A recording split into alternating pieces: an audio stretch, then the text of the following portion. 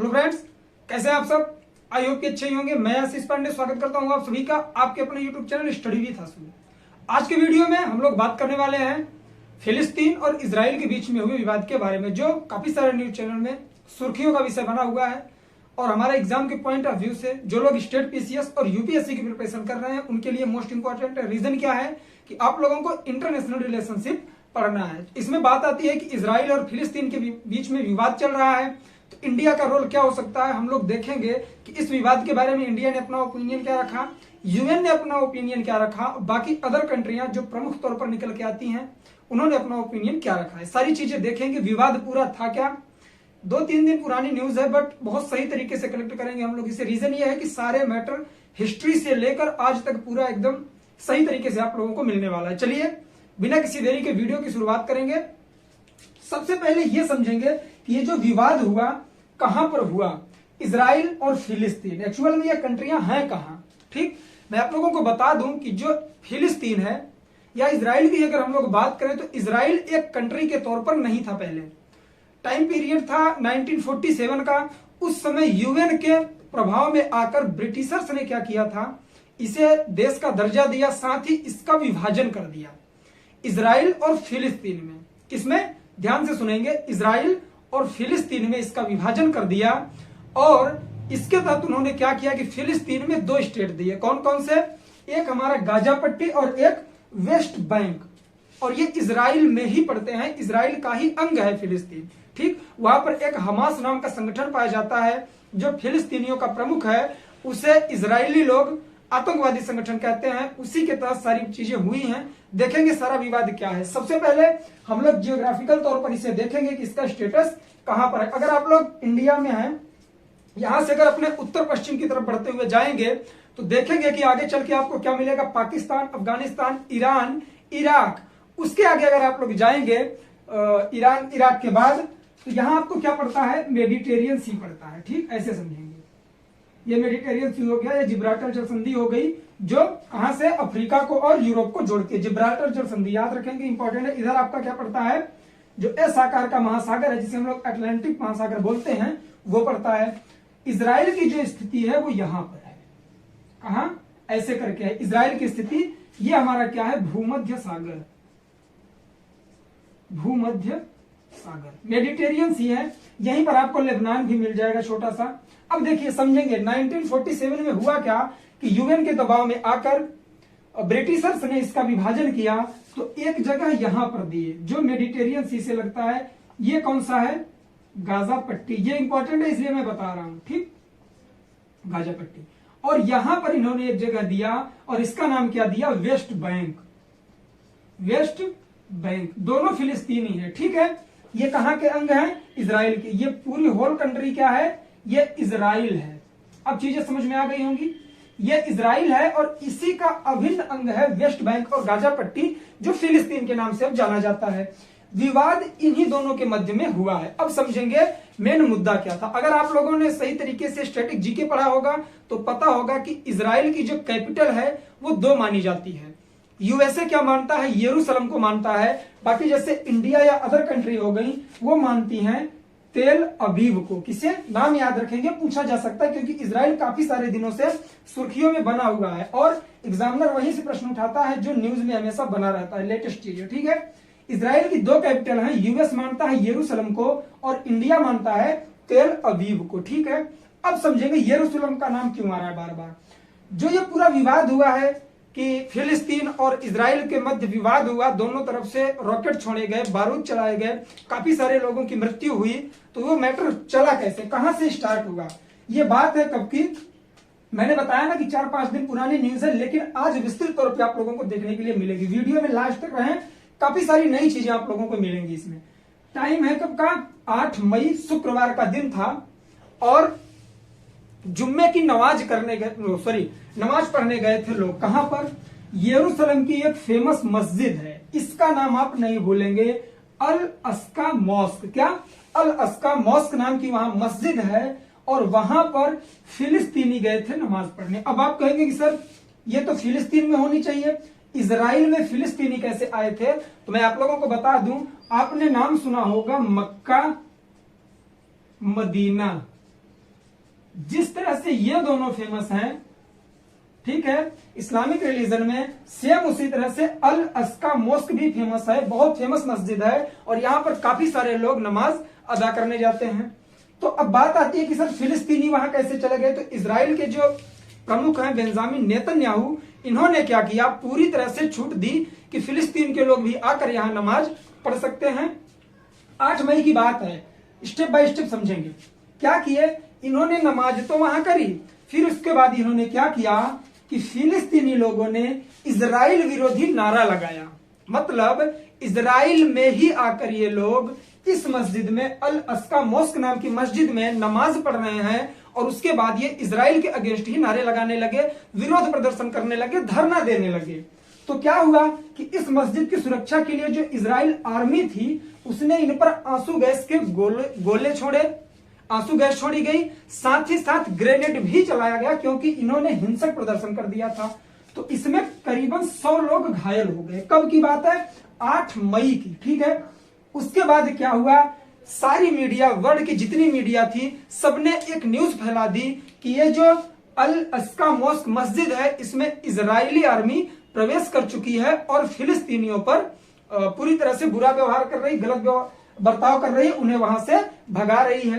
तो जितने Islamic country थी, अदरवाइज जितनी भी कंट्रीज है वर्ल्ड की, सबने विरोध किया और फिलिस्तीन तुरंत एक्शन में आ गया। फिलिस्तीन तुरंत एक्शन में आ गया। तो ये जो जगह मैंने आप लोगों को बताई, गाजा पट्टी, ये जो मेडिटेरियन सी से लगता है इजराइल का ही हिस्सा था, 1947 में अलग हुआ था, यूएन के आदेश पर ब्रिटिशर्स द्वारा अलग किया गया था, तभी से इजराइल को भी एक कंट्री की मान्यता मिली थी और इनको भी, ठीक।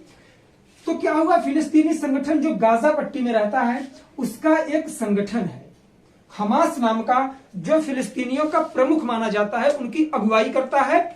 इसे इजरायली लोग क्या बोलते हैं, आतंकवादी संगठन हमास को। हमास ने क्या किया कि गाजा से इजराइल पर सीधे गोले दागने शुरू कर दिए, रॉकेट छोड़ने लगा। जैसे उसे पता चला कि वहां की आर्मी फिलिस्तीनी लोगों को मस्जिद से भगा रही है, उन पर ग्रेनेड चला रही है, तो क्या किया, इसने पूरी तरह से गोले चला दिए।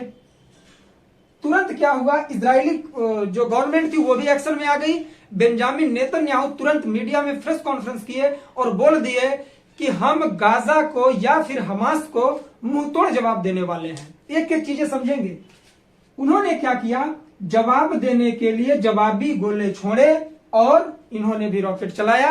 किस पर, गाजा पर, ठीक है। गाजा जो फिलिस्तीनी ही है, फिलिस्तीन का ही अंग है गाजा, और वहां का जो मेन संगठन है हमास, इसी को टारगेट बनाया इन्होंने। देखिए इसमें झोल कहां पर है, जो गाजा के लोग हैं, जो गाजा की तरफ से गोले छोड़े जा रहे हैं, रॉकेट छोड़े जा रहे हैं, वो इजराइल के आम नागरिक को निशाना बनाया जा रहा है कि किसी को भी मौत के घाट उतारना है, कुछ भी हो, हमें गोले दागने हैं। लेकिन जो इजराइल है, इजराइल पूरी तरह से हमास को टारगेट कर रहा है। अभी भी हाल फिलहाल में भी ये चल ही रहा है बात, ठीक है। हमास को टारगेट कर रहा है कौन, यहां का जो संगठन है इजराइल का जो गवर्नमेंट है, जो आर्मी है, ये गाजा को पूरी तरह से अटैक कर रही है, जहां पर हमास के लोग रहते हैं, जो संगठन के लोग हैं, आतंकवादी मानता है इन्हें। तो क्या हुआ, जब उसने गोले छोड़े, किसने, फिलिस्तीन ने, तो इजराइल के पास एंटी बैलिस्टिक डिफेंस सिस्टम है। वो क्या होता है, किसी वीडियो में मैं सही तरीके से एक्सप्लेन करूंगा, थोड़ा बताता हूं मैं आप लोगों को। उसका नाम यहां पर क्या रखा गया है, डिफेंस आयरन डोम। डिफेंस आयरन डोम इजराइल का एक ऐसा एंटी बैलिस्टिक मिसाइल सिस्टम है कि अगर कोई भी इजराइल के ऊपर मिसाइल से अटैक कर रहा है या फिर कोई रॉकेट छोड़ रहा है, तो इजराइल की कंडीशन यह है कि वहां के लोगों में अलार्म बजने लगेगा, सबके फोन में, ठीक। ये सिस्टम है, बहुत सही सिस्टम है। डिफेंस आयरन डोम एक ऐसा सिस्टम है कि अगर किसी अदर कंट्री द्वारा या कहीं से भी अपनी कंट्री पर जहां ये सिस्टम लगाया गया है, कोई मिसाइल आती है, कोई रॉकेट आता है, तो प्रत्येक व्यक्ति जिनके पास यह ऐप होगा, किसका, डिफेंस आयरन डोम का, सबके पास अलार्म बजने लगता है, सायरन बजने लगेगा कि आप पर अटैक होने वाला है, आप सजग हो जाइए, ठीक।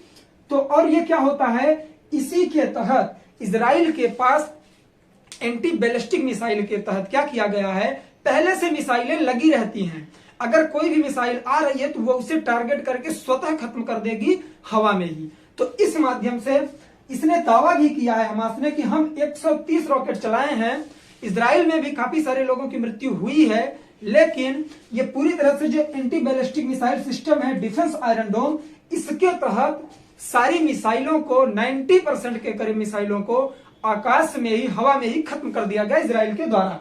ठीक, तो इजराइल को उतनी क्षति नहीं हुई, लेकिन इजराइल की जो आर्मी थी इसने क्या किया, गाजा की जो सबसे बड़ी इमारत थी, हमास के लोग वहां रहते थे, इनका प्रमुख नेता भी वहीं रहता था, उस टावर को, गाजा टावर नाम है, नाम याद रखेंगे, गाजा टावर को इन्होंने निशाना बनाया और पूरी तरह से उसे नस्ते नाबूद कर दिया। इसी में इसके प्रमुख नेता की भी मृत्यु बताई जा रही है। सूत्रों के अनुसार न्यूज चैनलों में बताया जा रहा है कि गाजा टावर में ही हमास का प्रमुख रहता था, उसकी भी मृत्यु हो गई है। और गाजा का सबसे ऊंची इमारत हम लोग कह सकते हैं, जैसे इंडिया में क्या है, सरदार पटेल की मूर्ति है, ठीक है, स्टेचू ऑफ यूनिटी बोलते हैं, और उसके बाद स्टेचू ऑफ लिबर्टी है वहां की। ठीक, इसी तरह से गाजा की, फिलिस्तीन की जो गाजा टावर नाम की इमारत थी, इसे नष्ट नाबूद कर दिया गया। अब बात कहां बढ़ी, देखिए, अगर हम लोग बात करें कि इजराइल में कितनी पॉपुलेशन है, तो छोटी सी कंट्री है, 91 लाख 91 लाख लोग वहां पर रहते हैं, जिनमें से 18 लाख लोग इस्लामिक हैं, अर्थात मुस्लिम हैं। ठीक, क्या हुआ, इजराइल की एक सिटी है जिसका नाम है लार्ड, लार्ड में इजरायली लोगों में और मुस्लिमों में झड़प हो गई इसी बात को लेकर, और वहां भी काफी सारे लोग घायल हुए। क्यों, क्योंकि 91 लाखों में से 91 में से 18 लाख लोग मुस्लिम भी हैं वहां पर। क्या हुआ, जो इजराइल में लोगों की मृत्यु हुई है, इंडिया से क्यों जुड़ रहा है, क्योंकि वहां भारतीय मूल की एक महिला थी, उसकी भी मृत्यु हो गई है। अब बात आती है हमास ने कितने रॉकेट चलाए, तो 130 रॉकेट हमास ने चलाया था। अब इस पे देखिए पूरा ओपिनियन क्या था, आप लोग समझ गए होंगे ओरल रूप से कि मैटर पूरा क्या था। मैटर यह था कि मस्जिद में फिलिस्तीनी नमाज पढ़े, उसके बाद इन्होंने विरोध प्रदर्शन किया, नारा लगाया, इजरायली आर्मी द्वारा उन्हें ग्रेनेड से चला के भगाया गया, आंसू गैस के गोले छोड़े गए। सारा रोल इसमें प्ले कौन कर रहा है, वर्ल्ड मीडिया। उसने न्यूज फैला दी कि इजराइल आर्मी उस मस्जिद में घुस के फिलिस्तीनियों पर अटैक कर रही है, तो वहां से गाजा पट्टी से सीधे गोले दाग दिए गए इजराइल के लिए। अब जायज सी बात है, अगर वो छोटी कंट्री होकर इजराइल पर अटैक कर रही है, इजराइल भी पीछे नहीं हटने वाला है। वहां के जो प्रमुख हैं बेंजामिन नेतन्याहू, उन्हें भी जवाब देना पड़ेगा लोगों को। आम लोगों की मृत्यु हुई है, तो बदले की भावना से इन्होंने भी गोले चलाए, एंटी बैलिस्टिक मिसाइल सिस्टम के तहत अपने आप को बचाया भी। तो यह था पूरा मैटर। लार्ड्स का नाम याद रखेंगे, गाजा टावर का नाम याद रखेंगे, हमास संगठन का नाम याद रखेंगे, मस्जिद का नाम याद रखेंगे, अल अस्का मोस्क नाम की मस्जिद है। कहां पर है ये, इजराइल की कैपिटल यरूशलेम में। इजराइल की कैपिटल यरूशलेम कौन मानता है, यूएसए। इसकी दो कैपिटल है, इंडिया तेल अवीव मानती है और यूएस यरूशलेम मानता है। ठीक, इतना सारा मैटर था। अब बात करेंगे कि वर्ल्ड का ओपिनियन क्या है, कौन सी कंट्री क्या कह रही है। सबसे पहले बात करेंगे चाइना के बारे में। रीजन क्या है कि यूएन में यह प्रस्ताव उठाने की बात की गई चाइना के द्वारा। क्यों, क्योंकि मई का जो महीना है, इसमें चाइना को वहां की अध्यक्षता करने का मौका मिला है। यूएन की अध्यक्षता चाइना करने वाला है मई के महीने में, तो इसने आपातकालीन बैठक बुला ली है इसके बारे में बात करने के लिए। अब बात करेंगे इंडिया का ओपिनियन क्या है। इंडिया ने क्या कहा कि यह किसी भी तरफ नहीं बोला है, हम इस पूरे विवाद पर नजर गड़ाए हुए हैं, जैसा हमें लगेगा, जो सही लगेगा उसकी तरफ हम बोलेंगे, अन्यथा हम इस बीच में नहीं बोलेंगे। ये उनका इंटरनल मैटर है। जैसे कि इंडिया का जम्मू कश्मीर का विवाद था, इसमें इंडिया द्वारा यह ओपिनियन दिया गया था कि हमारा इंटरनल मैटर है, इसमें कोई नहीं बोलेगा। यूएसए से बात रखी गई थी कि पाकिस्तान और इंडिया के बीच में हम लोग बात करवा देंगे, लेकिन इंडिया ने पूरी तरह से मना किया था। इसी तरह से इंडिया ने इस बात से भी अपने आप का पल्ला झाड़ लिया है। जैसे आप लोगों ने देखा होगा कि जब म्यांमार में तख्ता पलट हुआ था, वहां की आर्मी ने वहां के प्रमुख को कैद कर लिया था, तो भी इंडिया सिर्फ नजर ही गड़ाए बैठा था, इंडिया नहीं बोला था। रीजन क्या है, लॉजिक समझिए। अगर इंडिया दूसरे कंट्री के बीच के मैटर में बोलेगा, तो कल को इंडिया में कोई भी अगर मैटर होता है तो अदर कंट्री भी बोलेंगी। तो मेरे हिसाब से ठीक ही है, कोई ओपिनियन ना दे तो ज्यादा बेटर होगा। तो ये सारा मैटर था। आई होप कि आप लोग सही तरीके से समझ गए होंगे, स्टोरी वाइज समझेंगे, हिस्ट्री से लेकर प्रेजेंट टाइम तक सारा मैटर। अब देखिए मुद्दा कहां निकल के आया। यूएन में अब बैठक होगी और उसमें जो निर्णय दिया जाएगा वो माना जाएगा। रसिया के जो प्रमुख हैं पुतिन, उन्होंने भी कहा है कि इस मैटर को बहुत जल्दी खत्म किया जाए, इससे बहुत क्षति हो सकती है। बात करेंगे अगर पाकिस्तान की, तो पाकिस्तान की आप लोग हरकत जानते हैं। पाकिस्तान ने डायरेक्ट क्या बोला है कि फिलिस्तीन के साथ ज्यादती की जा रही है इजराइल के द्वारा। तो इजराइल के अगेंस्ट बोला है, फिलिस्तीन के साथ में। अगर बात करें इंटरनेशनल क्रिमिनल कोर्ट जो है उसने क्या कहा है, तो उसने भी कहा है कि फिलिस्तीनियों पर इजराइल के द्वारा गलत कार्य किया जा रहा है, उन पर अटैक करके गलत किया जा रहा है। ठीक, तो ये सारी चीजें थी। आई होप कि आप लोग समझ गए होंगे ये कहां आपको काम करेगा। देखिए ये तो न्यूज में भी आप लोग देखे होंगे, लेकिन इतनी सारी चीजें आपको एक जगह नहीं मिली हैं। आप लोग इंटरनेशनल रिलेशनशिप के तहत ये सारे मैटर लिख सकते हैं। कैसे? यही से आप लोग प्रश्न बनाइए कि इसमें इंडिया को अपना ओपिनियन क्या देना चाहिए था। साथ ही साथ इजराइल और फिलिस्तीन में यह विवाद बढ़ा, इसका हिस्टोरिकल बैकग्राउंड इसका क्या है, ऐतिहासिक पृष्ठभूमि इसमें जुड़ी हुई है। क्यों? क्योंकि आप ही बताओ पाकिस्तान क्यों परेशान रहता है इंडिया से, या इंडिया पाकिस्तान की झड़प क्यों चलती रहती है। आप एक बात बताइए, ये पूरा इजराइल है, यहां जब विभाजन हुआ तो सिर्फ इतना और इतना क्षेत्र दे दिया गया किसे, फिलिस्तीन को, वेस्ट बैंक और गाजा पट्टी। अब इतनी बड़ी चीज अगर इसके पास है तो जाहिर सी बात है कि वो अगेंस्ट तो जाएंगे ही। तो यही रीजन था सारा। आई होप कि आप लोगों को ये सारी चीजें समझ में आ गई होंगी। आज के लिए बस इतना ही, हम लोग वीडियो यहीं पर खत्म करेंगे। अगर आप लोग चैनल पर नए हो तो चैनल को सब्सक्राइब कर लेंगे, बेल आइकन प्रेस कर लेंगे। इसी तरह के इंफॉर्मेटिव वीडियो आप लोगों को प्रत्येक दिन सुबह 9 बजे मिलता रहेगा। चलिए मिलेंगे नेक्स्ट वीडियो में, तब तक के लिए जय हिंद, जय भारत, बाय बाय। आप लोग अपना ख्याल रखें, पढ़ाई लिखाई करते रहें।